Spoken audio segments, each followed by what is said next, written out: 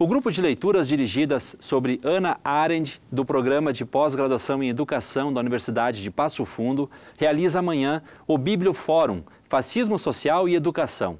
A atividade terá como referência o livro Como Conversar com um Fascista, de Márcia Tiburi, além de obras da própria Hannah Arendt. O Bibliofórum começa a partir das 7h20 da noite e para falar deste assunto, a gente recebe o professor e também diretor do Instituto de Filosofia e Ciências Humanas da UPF, Edson Casagranda. Professor, seja bem-vindo ao UPF TV. Muito obrigado. Professor, para a gente entender o contexto todo, tá? Quem foi Hannah Arendt? Bom, Hannah Arendt foi uma filósofa, nasceu em 1906 na Alemanha e faleceu em 1975 nos Estados Unidos. Foi uma autora que tem uma obra vastíssima, escreveu muito sobre o movimento totalitário do século passado, né? Século XX. Da década de 30 e 40. Certo. Então, professor, ela viveu bem os tempos do fascismo, quando a gente fala de nazismo e toda aquela época. Isso, ela é uma referência do ponto de vista da filosofia política hoje, quando se quer compreender melhor todo esse movimento político da primeira metade do século passado.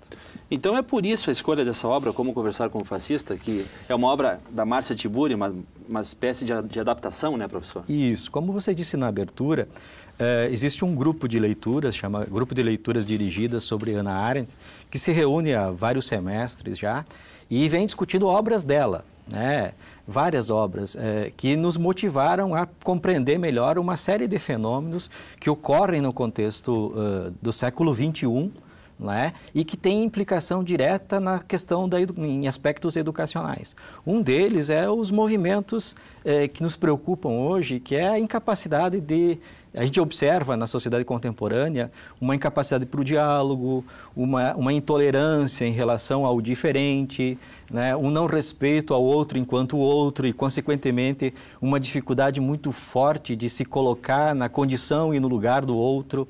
Então, todo esse propósito, o propósito do evento, aliás, o evento vai abrir um conjunto de sessões de estudo que se darão a partir do dia 12, a partir de amanhã, em todas as quintas-feiras à tarde, num primeiro momento, no final de tarde, das 5h30 às 7h, e depois lá no mês de julho, no período da noite, discutindo basicamente uma obra da Hannah Arendt daí, que chama A Vida do Espírito, se voltando especificamente para a terceira parte, onde se discute a questão da faculdade do julgar.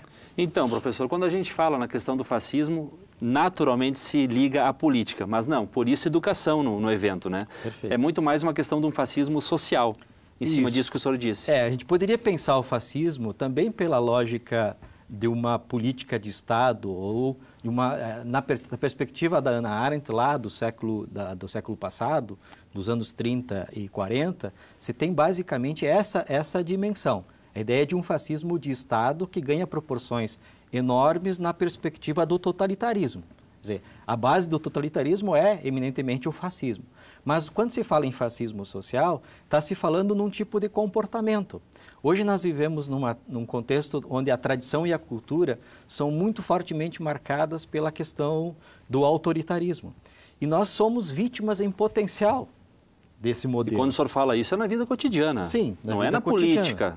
Há uma probabilidade muito grande de nós sermos vítimas de todos esses movimentos. Nós vivemos numa sociedade onde as estruturas são hierarquizadas naturalmente. A necessidade de alguém que conduza, parece que a sociedade sente a necessidade de alguém que determine, que dê as ordens, não é? E quando se fala em fascismo social, a gente está falando especificamente nessa incapacidade de reconhecer o autoritarismo como um problema e como uma antinomia importante para a democracia. E falando de Brasil, professor, isso é uma característica particularmente nossa de aguardar uma ordem, aguardar uma demanda, esperar as coisas acontecerem ou não? Eu acho que não, eu acho que é uma característica da natureza humana, né? Nós, como seres humanos, temos a ideia da proatividade não é uma característica forte em todas as pessoas. Vai depender muito do processo formativo. E é isso que talvez a gente sinalize aqui quando se fala em educação, né? A gente, claro, então estamos pensando aqui educação num sentido amplo, enquanto formação, mas também pode se pensar num sentido estrito, enquanto espaço da escola. E daí talvez a escola tivesse um papel importante no rompimento com essa concepção autoritária e de incapacidade de diálogo e de pensamento que nos toma de assalto, né? Professor, rapidinho, o senhor como filósofo que é, né? O maior desafio da escola hoje, então, falando na formação do aluno, rapidamente, como é que o senhor poderia resumir? Olha, eu diria, basicamente são 3. Primeiro, a ideia de que a escola, enquanto instituição, pudesse investir mais na formação humana e menos numa formação tecnicista. Acho que esse é o primeiro momento, é o primeiro elemento. Investir mais numa formação humana e menos, ou com menos ênfase numa formação tecnicista. E segundo, eu acho que se pensar, por exemplo, uma estrutura curricular, uma intervenção pedagógica que evidenciasse mais a singularidade e menos a massificação. Quer dizer, eu estou defendendo aqui um argumento que é totalmente contrário à ideia de doutrinação dentro da escola. Não é? A formação da autonomia, ela só se dá se nós eliminarmos completamente a doutrinação. Aquela coisa de todo mundo é igual. Isso. E por último, eu acho que a escola precisa necessariamente se transformar num espaço modelo. Quer dizer, a escola, a família, elas precisam ser espaços onde a tolerância seja praticada constantemente, cotidianamente, a todo momento, com todos. Tá certo, professor. Muito bom. Muito obrigado pela sua participação aqui no canal de notícias.